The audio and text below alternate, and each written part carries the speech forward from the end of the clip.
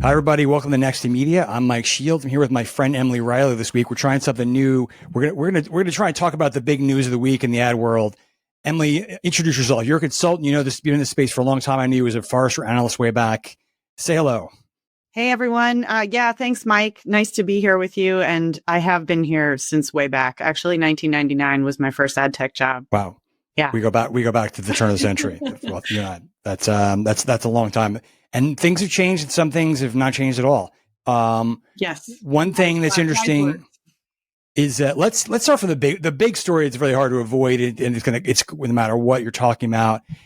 I am not going to pretend I really understand the tariffs. I've read everything I can. They're not really. There's a reason we haven't done them in a long time, and everyone's freaking out. It's just not. It seems not good for you. You're seeing advertising forecasts get revised. It's not good for consumer confidence, and it's not good for investors with uncertainty. It's the best I can, but no one knows what the hell is going to happen. But where do you think this is going to be like panic city in the ad world? Is it going to be just a lot of slow decision making? What does this look like? Yeah, I mean, it seems like there are probably two bad phases. So the first bad phase is what you just said, the uncertainty. Advertisers and the bigger companies that they work for know right away that they're going to be dealing with increased prices. And so You're scrambling right now to figure out how to manage and balance their books. And, you know, public companies still have to live up to whatever earnings they're supposed to be reporting. Right. So that's the short-term problem. Upfronts are showing up now in a week? The timing is crazy bad. Crazy. You know, so advertisers are like hitting the brakes before they even can talk about spending any money for the rest of the year. That's kind of phase one. And I think it definitely is the first reason why the forecasts are going to be revised down. You think about just saying, I don't know. Like I'm not. There's also there's the I can't get my stuff to make my products problem that companies are going to have, or they don't know.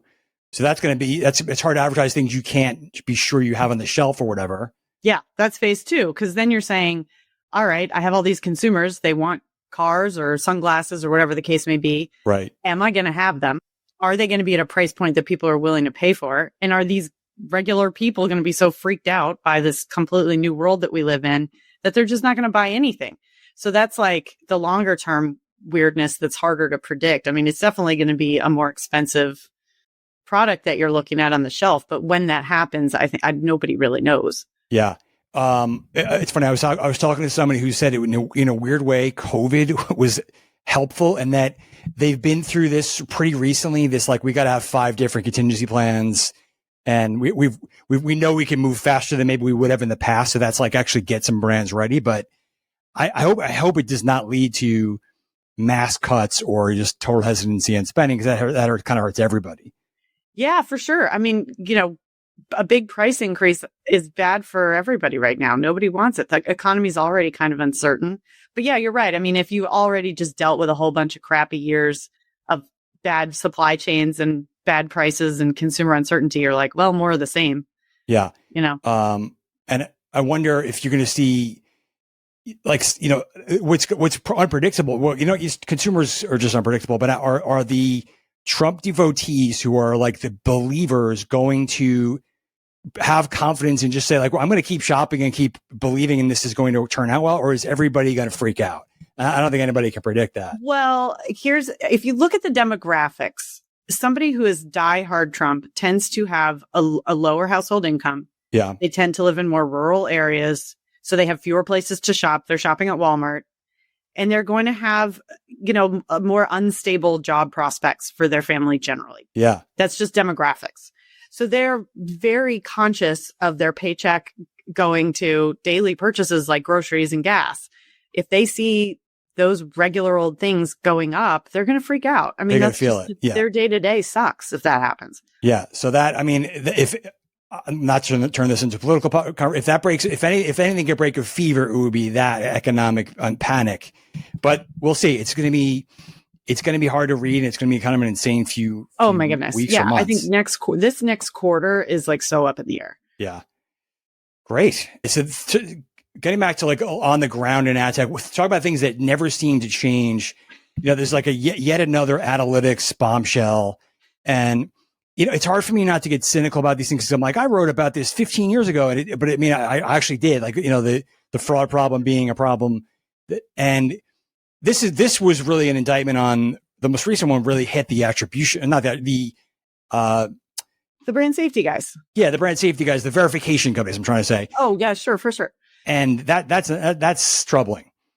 Yeah, I'm cynical too. We're old, but here's the reality: you've got this situation where there are advertisers that instead of being safe, and let's say you're going grocery shopping, you're going to go to Whole Foods. Maybe you want to save a little money. You go to Costco.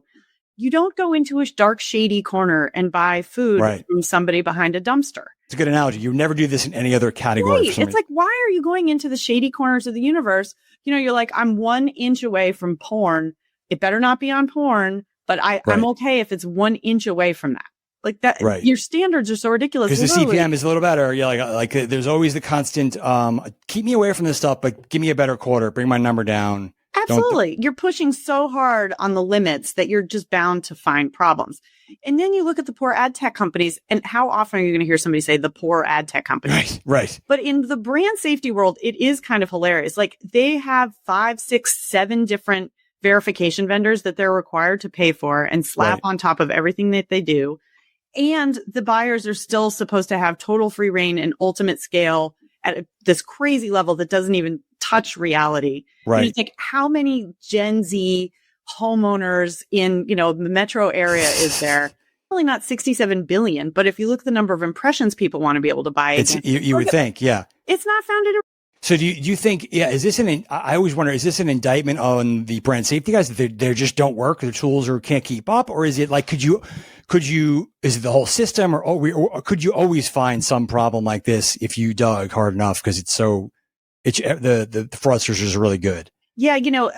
I'm going back to an old example, but like, do you remember P&G had Hawkeye? Yeah. The reason that they had Hawkeye, I worked with Audience Science at the time, is that the data and the bidding was in one place. So you had full circle understanding of your audience. Right. And you were super open-minded about the fact that they had a limited audience. And so they could frequency cap and they could measure and they were done. And at the end of the day, they could only do so many impressions. Right. Control was inherent in that. That mattered to them. Closed system. You know what I mean? And same thing needs to start happening with more advertisers so that they're not just saying, well, it's just this unknown universe out there. And I rely on my brand safety people to go do that for me. And take any analogy again. You're just like, if you're going into the dark, shady corners, at some point, nobody is going to be able to protect you from the dayers there. Yeah, you can't just say, well, I have a security guy or I have a can of mace. Like you're asking for trouble and with your behavior. Yeah, and there's always the thing is like there are always holes in the open web that fraudsters are going to take advantage of. If it's MFA, now they have AI, they can create bots. And there's just that cat and mouse game that's always going to be happening. And it's always happening on the fringes. So you let me to my next question. This is happening in the context of this, lots of fear about the open web is going to be in trouble. And there was a report, Axios did a story about SimilarWeb had some data about how search traffic is down, even though it's getting replaced a little bit by AI traffic. Yeah. It's not making up for it. So the web's already got this thing hanging over it of like, oh my God, people are going to use it the same and it's not going to matter. And then you have these constant scandals. When does this become where brands are just like, forget it. It's not worth it. I'm not going to use the open web anymore. Is that too extreme or are we going to? I think it's so extreme. I mean, think about an advertiser who's saying, well, where's my audience? They're just following their audience. So like we said for so long, TV is dying because we were in ad tech. Right. TV didn't die until CTV took the audience somewhere new. Right. There was an audience. It was shrinking, but it was still very large. Yeah. Now the audience is shifting. And so the advertisers follow the audience. So if the audience goes to the open web, advertisers are going to go to the open web. And even though they could just say screw it and go to the top 5 social platforms, there's still a commitment or belief. You get the same thing. So I did a recent study with one of my clients on this, and it's funny. Like Gen Z literally doesn't even know what a website is. Like if you ask them to go to a creator website or a blog, it's like you can't even survey them because they don't even know what those words mean. But they'll click on something on Instagram and wind up at, say, like a recipe site or something like that. Right. And really trust the content and trust. Like they don't live in the browser window like we do. Where they are. Yeah. They're going through their phone. They're on apps, so it's more about just like the impressions than calling it the open web or calling it websites or anything. That's you're right, because we get hung up on that term. They don't go surfing like we did way back in the 90s, but people end up on the web and through all these different paths. That's where the good content still is. If you want long form, you want to do a little research. If you want your brand to generate demand, you got to be in those places. Yeah. So that's the tricky stuff. Totally shifting gears. What do you think of this WPP buying InfoSum? Very interesting in that, it was run by Brian Lesser. He goes over, takes a big job, and now he's bringing his friends with him. I don't know how it's going to work. I mean, it seems like all the big holding companies are trying to pivot to different kinds of businesses, clearly data driven and technology driven. But does it change the fact this is supposed to be a neutral platform for everybody? And now it's part of them, or does that not matter? I mean, that's a good question. You look at the same thing that happened to the Trade Desk buying Sincera. There's all right, you have this core data set or this core data capability that is supposed to be neutral. And once it's owned by one company, you can't decouple those two things. No. That's hard to do. I mean, I guess it hasn't stopped, Axiom became part of a holding company and there's other examples of that where it didn't. Everybody's doing it a little bit of different way, but they all have to go this direction. I don't know what this means for the future of the clean room business or how viable it is. I don't have a good sense there. Yeah, that's a really good question. The thing is, though, it's like think about this, Mike. I have a question for you. I know you're always the interviewer. Please. Think back of all the years you've been interviewing agencies. How many of them have actually turned into tech companies or data companies? I mean, they have pieces, right? They're still inherently a lot of people, and they have strategists and planners and creative teams. Their DNA is agency. Yeah, by definition, that's what they do.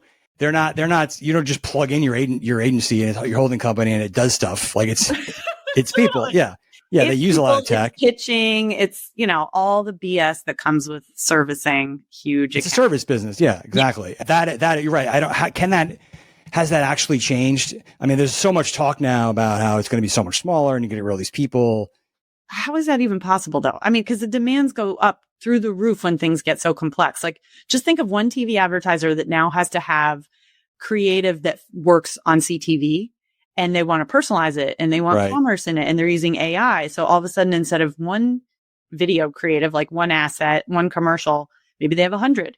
Maybe they don't even know how many they have because they're dynamically created in real time. Right. I mean, to not have people on your side monitoring all that and experts on it is going to be really dangerous. Yeah. Yeah. So same with the data. I mean, I think with WPP, they're trying to make sure that anybody that wants to target an audience can do that really, really effectively. And AI seems to be promising. Right. But it always goes back to the garbage in, garbage out. So if a brand doesn't have good data that it's sitting on. The AI trains on crap. 100%. That's a big problem. Yeah. So it's one layer of a much more complicated thing that still needs to get solved for. I don't have, again, this would be hard to know. I don't have a great sense of the clean room hype from 2 years ago, or maybe. Is every brand using a clean room on every single big CTV deal, for example? I don't know if that's ever become reality or where that stands. Some of it's the media company side, though. It's so interesting. Media companies have this gold mine of content and data. Right. And they're so cagey about how they share it because they don't want to give it away or reduce its value. To some extent, they might be missing that opportunity to become a second party data provider to say a WPP. That's interesting. Could they forge those really strategic partnerships in a smarter way and have advertisers get access to that data? They've been burned in the past about sharing too much and being disintermediated. That there's a caution there that might not suit them right now, when they could actually they have an asset they could do a lot more with. That's interesting. I hadn't thought about that. Yeah, for sure. I mean, it's funny. It's you talk about the upfronts, go full circle in our conversation. The advertisers are saying, I want control. I want to reach my perfect audience. I'm used to that on digital. Now I'm on CTV wanting to do the same thing. Media companies you're not cherry picking my top quality inventory. Get away from me. No way. I'm never going to let you do that. Yeah. The upfronts, I'm selling you a big bundle. I'm not going to let you do that. And so now what's going to happen is the advertisers are going to just go do an end around with their own data And then, you're sitting there as a media company with a lower upfront commitment, crossing your fingers that not exactly clear why these deals are happening. Even like you've less visibility. Speaking of upfronts and new fronts, you made me think of this, but how hard is it right now to plan the TikTok new front or upfront if you're working there? It's so bizarre that this deadline is coming up again. Yeah. People are leaving, but then it's full steam ahead. I have no sense of, it seems like Trump really wants to save it however he can, not understanding exactly how he can myself, but yeah, it's got to be a bizarre time to be making decisions in that company or outside that company. Yeah. This is like, what is it? Year 5 of them being a huge part. Probably. Yeah. It's like a small window that we've been in the world where TikTok is like the dominant advertising platform. And already everybody's like, what will we do without them? Right. We just figured out how to use it. And now it's, like, I'm not on TikTok. Like, I don't know. No, it's funny. I look at it here and there, but I've resisted the addiction. I know it's probably better for my job, but I don't need another thing to get sucked into constantly. It'll get into your brain, right? No. But advertisers will spend if they're allowed. So then it's just like being as creative as you can to keep the doors open and allow the money to flow in, But talk about trying to you probably have to have a contingency plan that how do if we can't spend our TikTok money, we got to figure out a place to go right away. Oh yeah. Elsewhere. Yeah. You brought up something. Tell me, going back to the brand safety conversation, what do you make of Scope 3 and what they are doing and their seemingly broader ambitions than just trying to make digital advertising cleaner, if I'm reading things right? Yeah, for sure. I think clearly you have a situation where Brian understands deeply the way ad tech, the ecosystem works, the supply chain works, and can see where there are gaps. And I think what he's doing is trying to, instead of fill the gap, go beyond it and say, let's just rethink this and let's use AI now. And, let's factor in some new stuff. But it's still part of the supply chain. And so, I think it's not like if you're a buyer and you say, oh, well, I use Scope 3 now instead of human, or instead of, double verify, everything's great. You also still have to have all the other pieces of the puzzle in place. And so they might be a little more sophisticated about it. They might use better data. They're using AI, so maybe it's faster or a little more accurate or precise, but it's still fundamentally plugged into the programmatic supply chain. Like skipping all the other issues that are still inherent in that media buy. So there's nothing that's like the perfect answer right now if you're going through the whole supply chain. Do you think? I wonder, is he's both revered and people think, who is this guy to tell us how to clean up the web? He caused all these problems with AppNexus or whatever. Do you think they're welcome in these conversations as an alternative, or their reputation for his reputation for innovation and big thing? Do you have any sense of the climate for him? The fact that Brian started with sustainability, it was timed really well when a lot of people cared about sustainability. Right. And so that's over. Yeah. Well, it's in a lull.